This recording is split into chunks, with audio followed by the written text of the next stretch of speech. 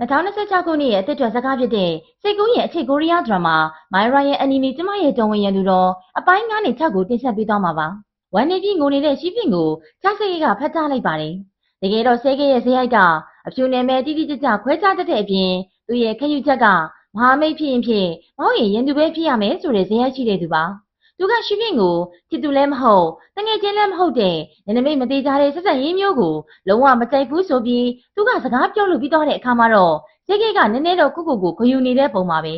သူကချုံးရီအုပ်စုရဲ့တူရီသောစက္ကန့်သူစီးပွားရေးလောကမှာလည်းရုပ်ရည်အချောမောဆုံးအထွတ်ထိပ်ဖြစ်ခဲ့ပေမဲ့နမဲမကြီးတဲ့တရုတ်ဆောင်မလေးတယောက်ကိုသဘောကျတဲ့အကြောင်းကိုယ်တိုင်စတင်ဖွင့်ပြောခဲ့တာပါတကယ်ဆိုရင်ဇေကေလိုအဖက်ဖက်ကပြည်စုံတဲ့သူတယောက်ကညီစားစကားပြောလိုက်တာကြောင့်ရှိပင်တယောက်အံ့ဩဝါဒဖြစ်ပြီးဒီကိုယ်လုံးထုံကျင်သွားလောက်အောင်စိတ်လှုပ်ရှားကစကားတောင်မပြောနိုင်ဖြစ်သွားတဲ့ပေမဲ့အခုချိန်မှာတော့သူမကအထူးတလည်စိတ်လှုပ်ရှားနေတာမျိုးမရှိခဲ့ပါဘူးအဲ့ဒီပြင်ဇေကေကိုဘာတွေလာနောက်နေတာလဲလို့တောင်မေးလိုက်ပါသေးတယ်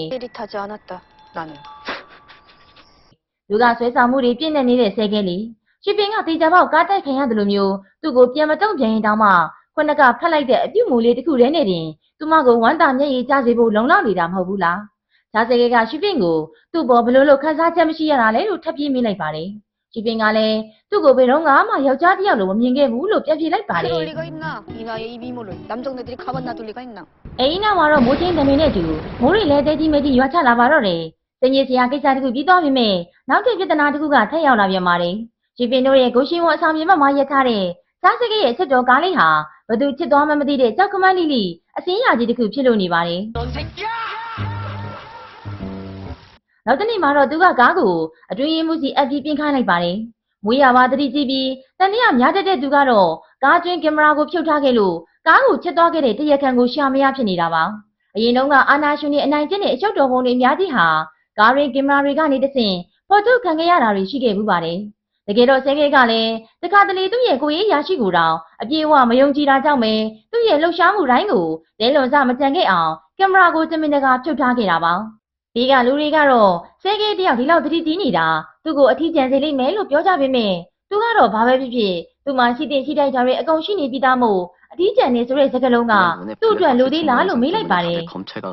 မန်ဒိုနဲ့ချားစေကေတို့ကတော့ရင်းနဲ့မီးလိုပဲဘယ်တော့မှမထည့်ကြပေမဲ့အဖိုးချားရှိရောက်သွားပြီဆိုရင်တော့မန်ဒိုကသူ့ရဲ့မာနတွေကိုသိမ်းဆည်းလိုက်ကနူးညံ့ပြီးရိုသေလေးစားတဲ့ပုံစံမျိုးဟန်ဆောင်လိုက်ပါတယ်အဖိုးကြီးကိုကော်မတီအခြေအနေတွေတင်ပြတဲ့အခါတိုင်းသူကအမြဲတမ်းသတင်းကောင်းတွေကြီးပဲယူလာတတ်တာပ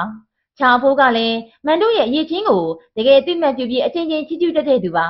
တကယ်တော့သူကလုံရည်ကိုင်းရည်နဲ့ဒေဝါလီခံရတော့မဲ့လက်အောက်ခံကုမ္ပဏီအများပြားကိုပြန်လည်ရှင်သန်စေခဲ့တဲ့သူဖြစ်တာကြောင့်ကုမ္ပဏီအုပ်စုရဲ့စက္ကန့်သူနေရာကိုတောင်ပြန်လည်စဉ်းစားမယ်လို့အလေးနဲ့ပြောဆိုလာပါတယ်မန်ဒိုကလည်းအဖိုးကြီးရဲ့မျက်နှာသာပေးတာကိုခံရဖို့ကိုပိုင်ရှိနေကိုတစ်တစ်စိတ်လက်ထိုးခဲ့တဲ့အချိန်တွေလည်းအများကြီးပါပဲအိမ်နောက်မှာတော့တရားဝင်အတိမတ်ပြုထားတဲ့ဆောင်ရွက်စာရမ်းတွေကိုရရှိသွားတဲ့အခါကျမှချာဖိုးကြီးနာမည်နဲ့ရှိတဲ့ကျွန်းရီအုပ်စုကုမ္ပဏီနဲ့လောက်ခံကုမ္ပဏီတွေရဲ့ရှယ်ယာအားလုံးကိုချာစကေကပဲအပြည့်အဝဆက်ခံဖို့သတ်မှတ်ထားစေဆိုတာကိုမန်ဒိုတယောက်သိလိုက်ရပါတယ်ဒါပေမဲ့ဒီကိစ္စကိုလက်ရှိမှာတော့ချာစကေကမသိသေးပါဘူးရှိဖင်ကတော့ဇက်ကောင်အစ်စ်အတွက်ရွာထဲကမိန်းကလေးတွေအများကြီးတွေကမှသူမကရိုက်ကူးရေးအခွင့်အလမ်းတွေအများကြီးရရှိခဲ့လို့စိတ်ထဲမှာနည်းနည်းတော့စိုးရိမ်ပူပန်နေပါတယ်သူမကနက်ကြော်စီကနေနွားသွေးတွေကိုအကူအညီတောင်းပြီးလက်နှစ်ဖက်စလုံးမှာတုပ်လိမ့်ထားလိုက်ပါတယ်ဒါတွေကနေတဆင့်မကောင်းဆိုးဝါးတွေကိုနှိထုတ်ပြီးဘေးရန်တွေကိုတားဆီးနိုင်မှုမျှော်လင့်နေတာပါဒီလောက်ရိုးတဲ့ထိဆွဲနေတဲ့သတိထားမှုမျိုးကတော့အဝေးကြီးဖြစ်နေတဲ့ရှိဖင့်ရဲ့ကလေးဘဝဇက်ကြောင်းကိုပြန်ပြောပြပါမယ်အဲဒီတုန်းကသူမရဲ့အဖေကလောင်ကစားကျွေးတွေဆက်ဖို့အတွက်သူမကိုလူကုန်ကူးသူတွေစီရရက်ဆက်ဆက်ရောင်းစားခဲ့မှုပါတယ်သူမကိုခေါ်ဆောင်သွားခဲ့တဲ့လမ်းခရီးမှာရိုးဆိုးဆိုးယောက်ျားတစ်ယောက်ကထပ်ပြီးငိုယိုနေမယ်ဆိုရင်သူမရဲ့ခြေထောက်နှစ်ဖက်ကိုရိုက်ချိုးပစ်မယ်ဆိုပြီးကြမ်းကြမ်းတမ်းချင်းချောက်ခဲ့ပါတယ်달려가서도 그랬다가 뼈도 못 추려ဒါပေမဲ့သဘောကောင်းမရတဲ့နောက်ထပ်အမျိုးသမီးကြီးတစ်ယောက်ကတော့မူမတ်အိမ်တော်ကိုအကျွေးနဲ့ရောင်းခံရရင်တောင်အနည်းဆုံးတော့သမင်းနဲ့မအောင်စားရမှာပါလို့နူးနူးညံ့ညံ့နှစ်သိမ့်ပေးရင်းနဲ့ပဲသူမဘယ်တော့မှမစားဘူးခဲ့တဲ့မုံတခဲကိုကမ်းပေးခဲ့ပါတယ်အဲ့ဒီချိန်ကသူမဟာကျေးဇူးတင်စိတ်တွေနဲ့ပြည့်နေနေပြီးဒီကျင်နာမှုကိုတတစိတ်မှတ်သားထားခဲ့ပါတယ်ဒါပေမဲ့မျက်စိတမိတ်အတွင်းမှာပဲအဲ့ဒီအမျိုးသမီးကသူမကိုတဆင့်ပြန်ရောင်းစားခဲ့လိုက်ပါတယ်ဝယ်မဲ့သူကိုတောင်သူမရဲ့ဒီရုပ်ရည်နဲ့သာကြီးလာလို့ကတော့ပြည်စစားအိမ်ကိုပို့လိုက်ရင်ရမယ့်ငွေတွေနဲ့အိမ်ကြီးအိမ်ကောင်းတစ်လုံးတောင်ဝယ်လို့ရတယ်လို့မြောက်ပေးလိုက်ပါသေးတယ်ဒီစကားကိုကြားလိုက်ရတဲ့အခါသူမကကြောက်လန့်တကြားထွက်ပြေးခဲ့ပါတယ် လူတွေကသူမကိုမြေကြီးပေါ်ပြင်းပြင်းထန်ထန်ဖိချလိုက်တဲ့အချိန်မှာတော့သူမကကြောက်ခဲတစ်လုံးကိုတိတ်တိတ်ဆိတ်ဖွက်ချလိုက်ပါတော့တယ်။တကယ်တော့အလကားရတဲ့တင်နာမှုဆိုတာကစံမိုးတစ်ခုပေးဆက်ရစမြဲဖြစ်ပါတယ်။ဒါသူမဘဝမှာပထမဆုံးသင်ယူခဲ့ရတဲ့သင်ခန်းစာတစ်ခုပါ။ခေတ်တစ်ကိုကူပြောင်းလာပြီးကတည်းကမန်တူကသူမကိုဂျာဆက်ကရဲ့ရင်ဝင်ကိုကိုယ်တိုင်ကိုကျတွန်းပို့ခဲ့ပြီးတဲ့နောက်အနာဂတ်တစ်ခုကိုပေးမယ်လို့လည်းကတိပေးခဲ့ပါသေးတယ်။ဒါကအရင်တုန်းကအယောင်းဝယ်နဲ့ဘာကွာချမှုရှိလဲဆိုပြီးသူမစိတ်ထဲမှာရှင်းရှင်းလင်းလင်းသိလို့နေပါတယ်။သူမကိုယ်တိုင်ပေးဆက်ရမယ်။နောက်ထပ်အယောင်းဝယ်တစ်ခုပဲဆိုတာသူမအသေးချာသိလိုက်ပါတော့တယ်။မစ္စတာချာဆိုတဲ့လူတစ်ယောက်ကတော့သူ့ရဲ့ကိုယ်ပိုင်မတ်တစိတ်တစ်ကိုမိတ်ဆက်ဖို့အတွက်အသေးစားလုပ်ငန်းတစ်ခုကိုဝယ်ယူတဲ့ကာလအတွင်းမှာချိန်ပေါင်းများစွာကြမ်းတမ်းတဲ့နီလန်းတွေနဲ့ချင်းချောက်ဖိအားပေးခဲ့တဲ့ဆိုတဲ့သတင်းတွေလူရှိမှရောက်လာပါတော့တယ်။သတင်းမှာနာမည်အတိအကျမဖော်ပြထားပေမဲ့လုပ်ငန်းဝင်တွေကလူတွေကတော့ပုံရိပ်ရောင်ကိုကြည့်လိုက်တာနဲ့တင်ဘယ်သူလဲဆိုတာသိနေကြပြီးသားပါ။တိုက်ခိုက်မှုတွေကတော့ချားစဲခဲစီကိုတက်တက်မဲ့မဲ့ရောက်လာခဲ့ကြပါပြီ။ဒါပေမဲ့တကယ်ကိစ္စရဲ့အမှန်တရားကတော့လုံးဝဆန့်ကျင်ဘက်ပါပဲ။အစားလုံးကလုပ်ငန်းရှင်တချို့က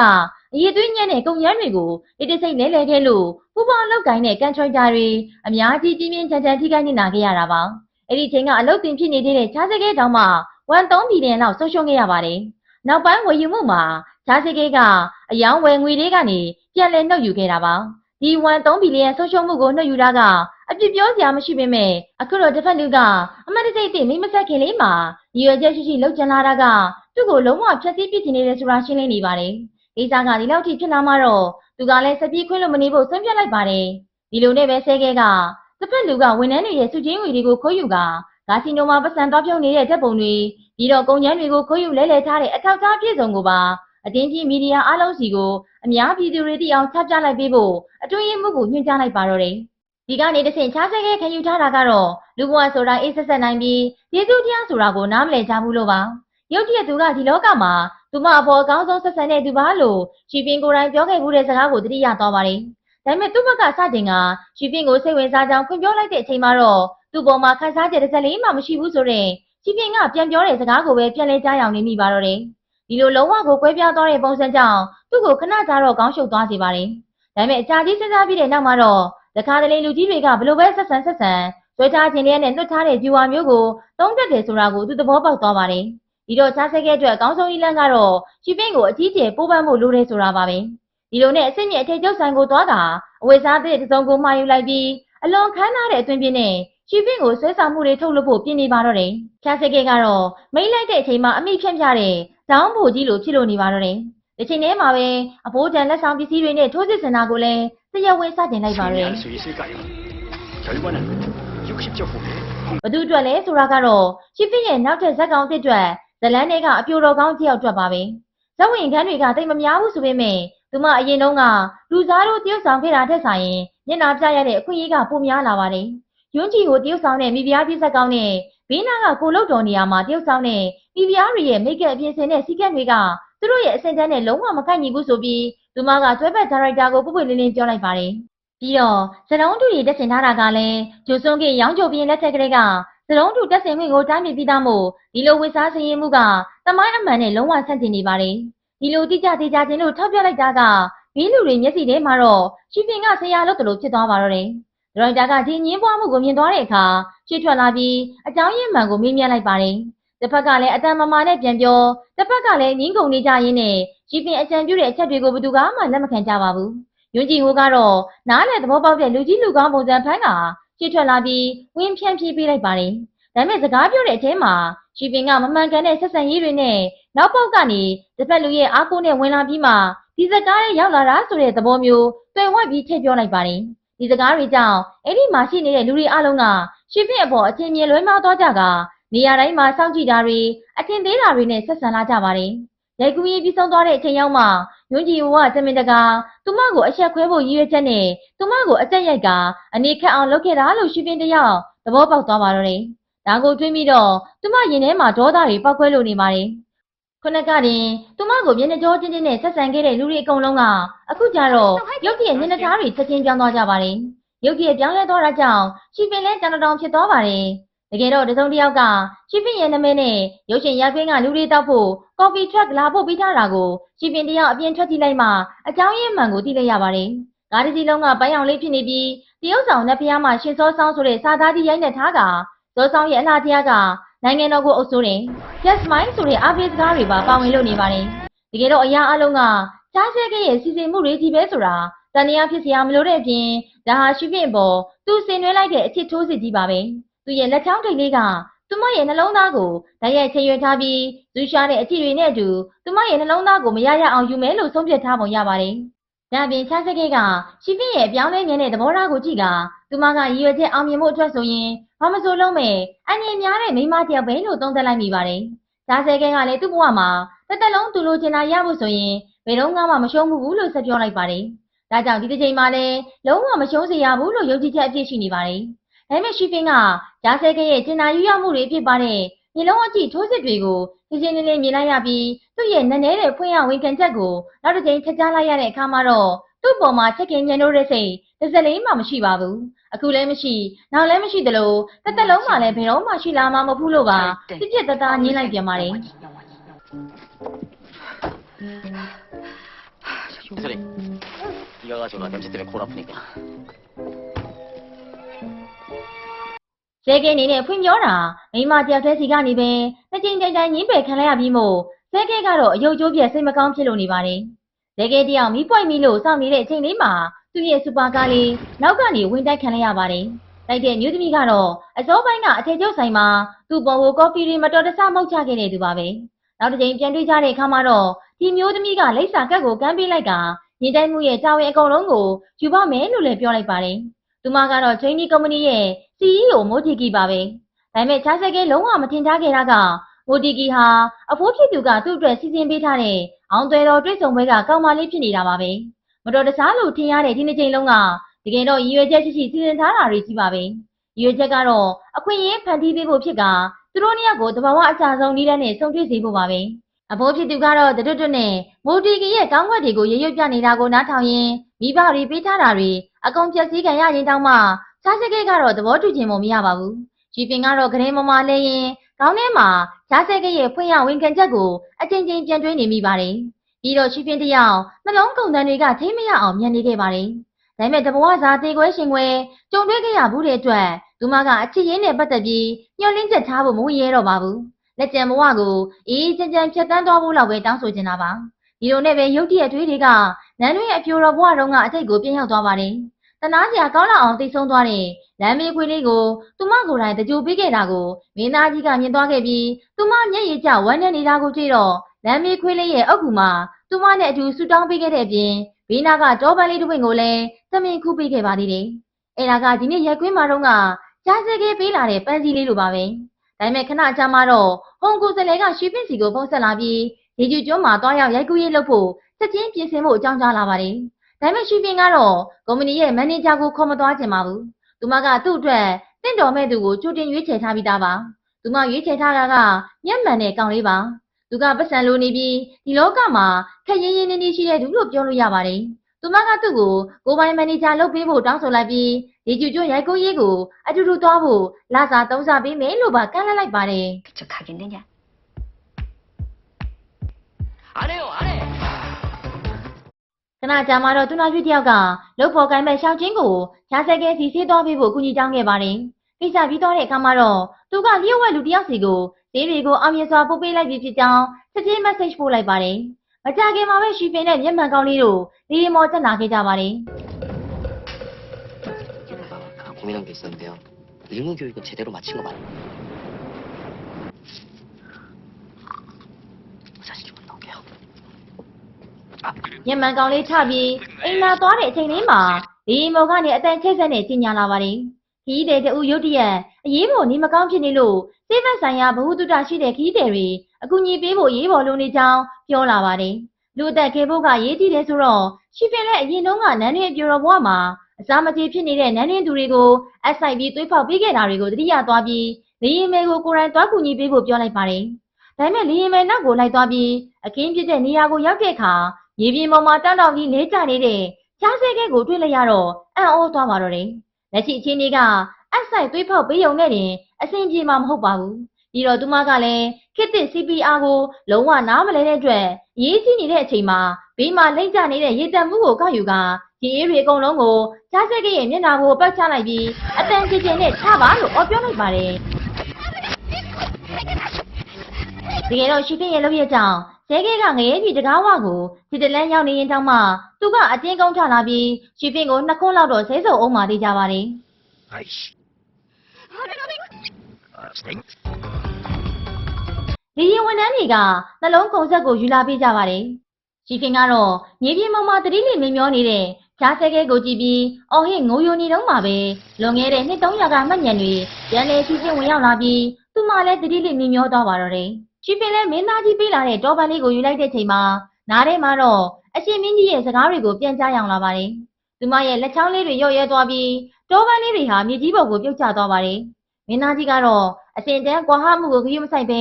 ကိုရိုင်းကိုကြပန်းလေးကိုပြန်ကောက်ယူလိုက်ပြီးအဲ့ဒီလမ်းမေးခွေးလေးရဲ့အကူရှိမှချထားပေးလိုက်ပါတယ်ပြီးတဲ့နောက်သူကတောက်ပပြီးမျက်စိကျစရာကောင်းတဲ့ပန်းအနီရောင်တစ်ပွင့်ကိုခူးလိုက်ကအရန်ကြီးဝမ်းထဲမနေဖို့နဲ့သူမကိုနှစ်သိမ့်ပေးခဲ့ပါတယ်စကားမပြောတတ်တဲ့တချိတကောင်ကိုဆွရှောလိုက်ရပေမဲ့တကယ်ကိုနားလည်မှုပေးလိုက်ပြီးတမိုးထားတတ်တဲ့ရင်းနှီးတဲ့မိတ်ဆွေတယောက်နဲ့လည်းတွေ့ဆုံနိုင်ရင်ဒါကလည်းဖြစ်စရာတစ်ခုပါပဲလို့မင်းသားကြီးကရွှေပင့်ကိုအစိတ်ဘဝတုန်းကနှစ်သိမ့်ပေးခဲ့မှုပါတယ်ကြားစကဲကသေးစိတ်ချက်တွေကိုအသေးချာစစ်ဆေးပြီးတဲ့နောက်သူ့ရဲ့ရုပ်ကြီးရဲ့နှလုံးရက်ကြမ်းမှုဟာတေးကြောင်ဖြစ်ရတာဖြစ်ပြီးအရင်ကသူ့ကိုဆေးဆက်ပေးခဲ့တဲ့သူနာပြုကတော့အဓိကတန်တရားရှိသူဖြစ်လာပါတယ်။ဒါပေမဲ့ခုချိန်မှာသူပူပန်နေတာကသူ့ရဲ့ကိုယ်ပိုင်လုံခြုံရေးမဟုတ်ပါဘူး။ရိုက်ကွင်းကပြဿနာတွေကြောင့်စိတ်ရှုပ်နေရတဲ့ကြားထဲအတွင်းရေးမှုကနေရင်မော်ကခရီးသည်တွေကိုနစ်နာကြေးပေးက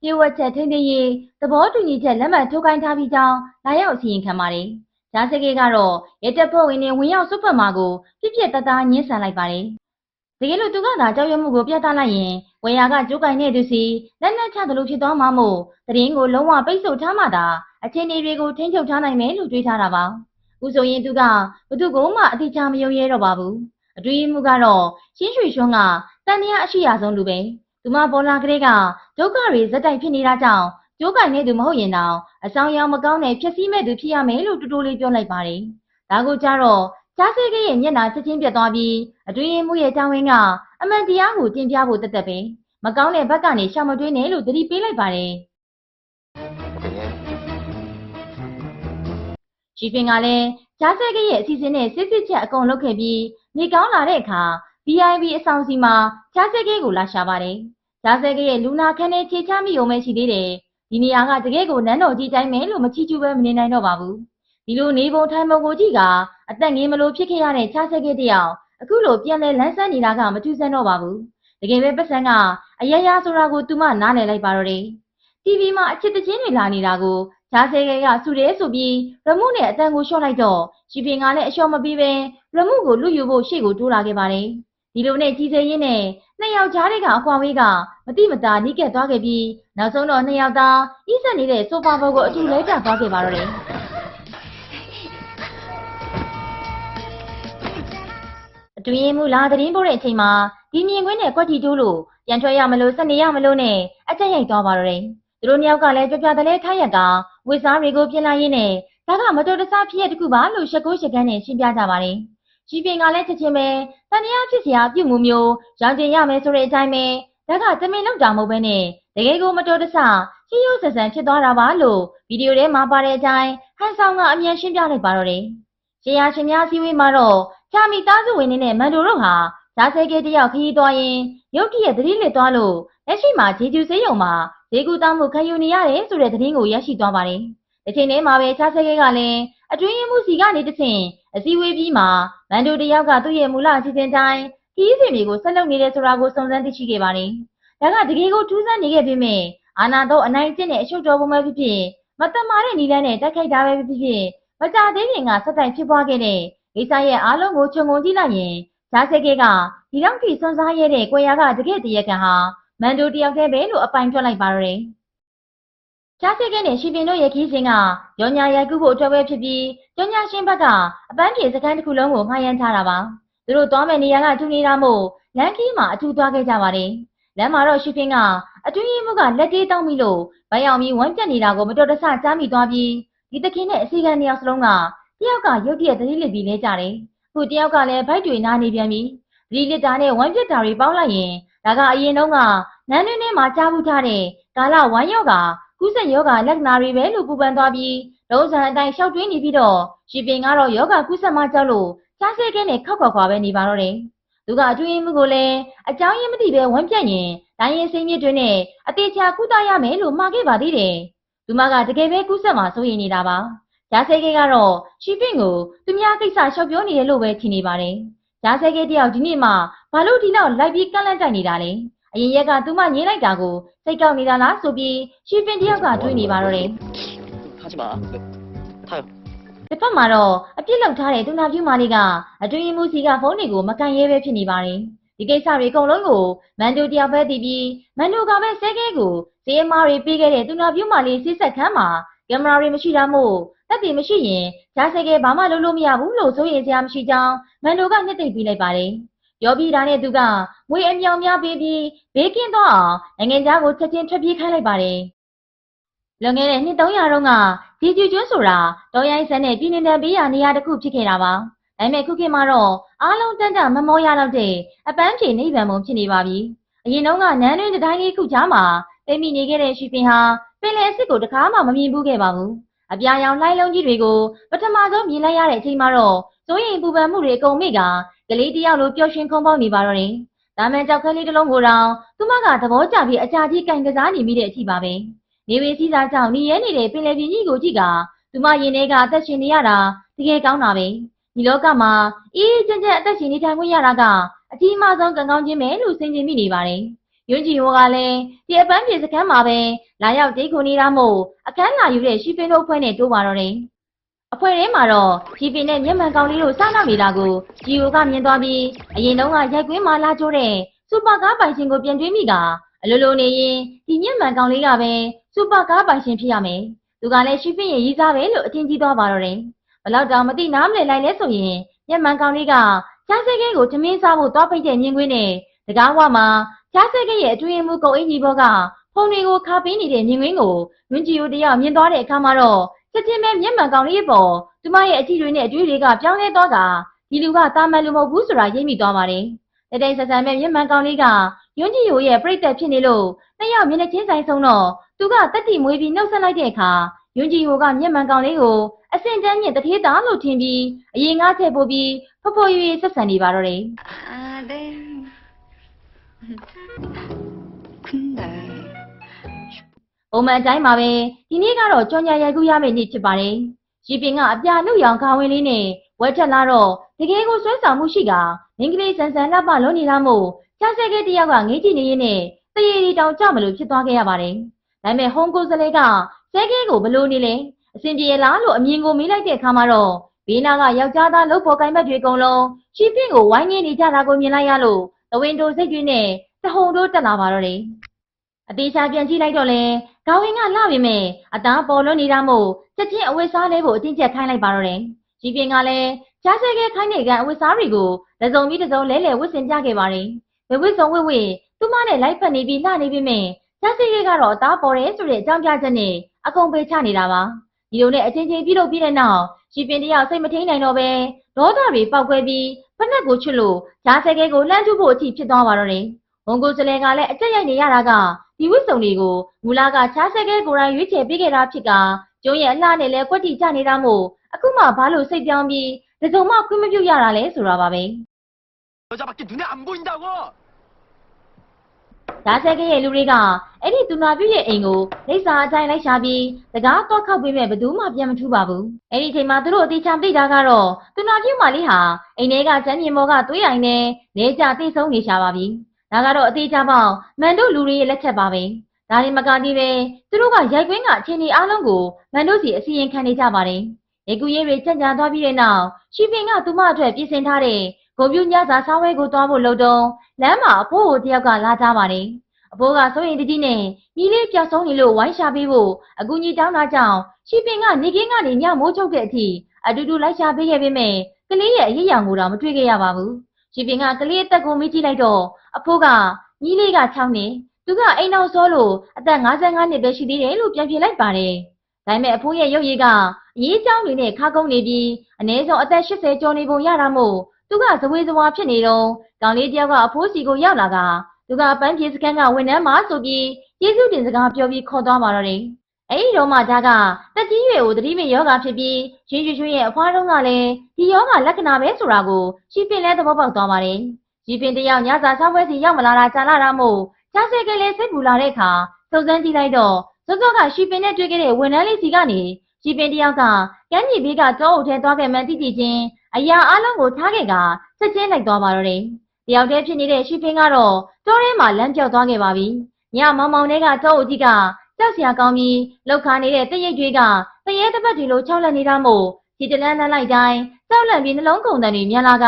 နောက်ဆုံးမှာတော့သူမမကန်စားနိုင်တော့ပဲနေရာမှာတင်ထိုင်ပြီးငိုယိုတုံရင်နေချပါတယ်။အဲ့ဒီချိန်မှာပဲအမောင်တို့ကြားကနေအလင်းရောင်လေးတစ်ချက်ပွင့်လန်းလာပါတယ်။သူမအများကြီးတွေးနေကြမလို့ပဲအဲ့ဒီလူကဘာလို့လဲဆိုတာကိုချက်ချင်းသိလိုက်ပါတယ်။ဘာလို့လဲဆိုတော့ဒီလောကမှာသူတယောက်တည်းကသာသူမရဲ့အမောင်တို့ကိုကယ်တင်ပေးနိုင်နေသူမဟုတ်လား။တကယ်ကိုရိုမန်တစ်ဆန်းလာပါတယ်။ဓာတ်စကဲကရင်ထဲမှာတော့စိုးရိမ်နေသေးမလို့ဖြစ်နေပေမဲ့ပါဇက်ကထွက်လာတဲ့စကားတွေက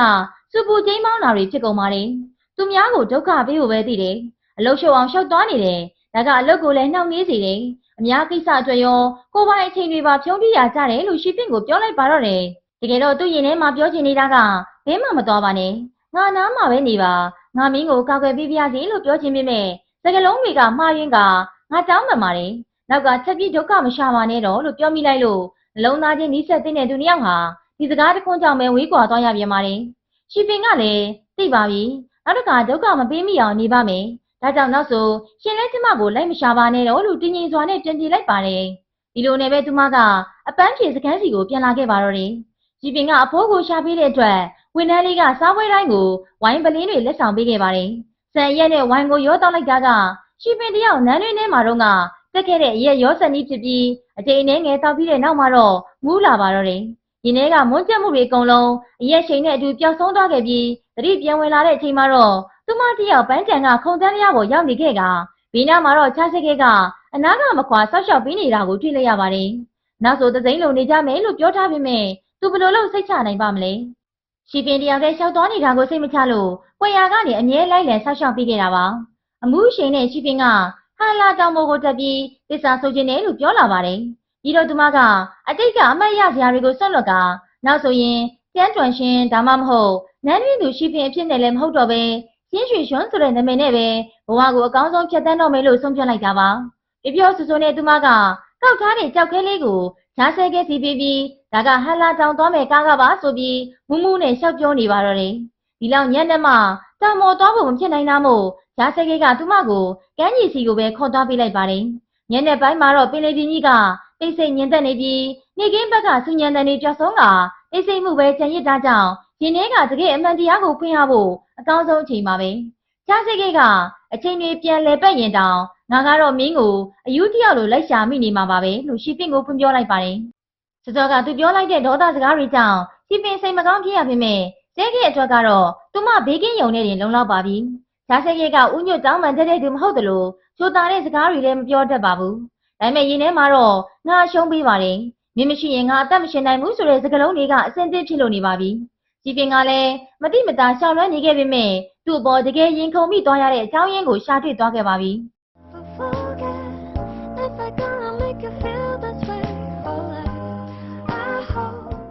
ဒါပေမဲ့ဘယ်သူမှမထင်မှတ်ထားတဲ့အချက်ကတော့ဒီညနဲ့တကောင်မှာမန်တိုတယောက်ကတော့အရေးကြီးတဲ့လျှို့ဝှက်လူတယောက်နဲ့တိတ်တဆိတ်တွေ့ဆုံနေတာပါပဲ။ဟုတ်ပါတယ်။ဒါကမန်တိုရဲ့လျှို့ဝှက်ချက်ပါပဲ။ဒီဇလန်လေးကတော့ My Royal Enemy ကျမရဲ့ကြုံဝင်ရန်သူတော်ဘိုင်းကနေ6ကို recap ပြုလုပ်ပေးခဲ့တာပါ။နောက်ထပ်လာမယ့်အပိုင်းတွေကိုလည်းစောင့်မျှော်ပေးကြပါဦးနော်။အားပေးခဲ့ကြတဲ့ပရိသတ်တယောက်ချင်းစီတိုင်းကိုလည်းကျေးဇူးတင်ပါတယ်ရှင်။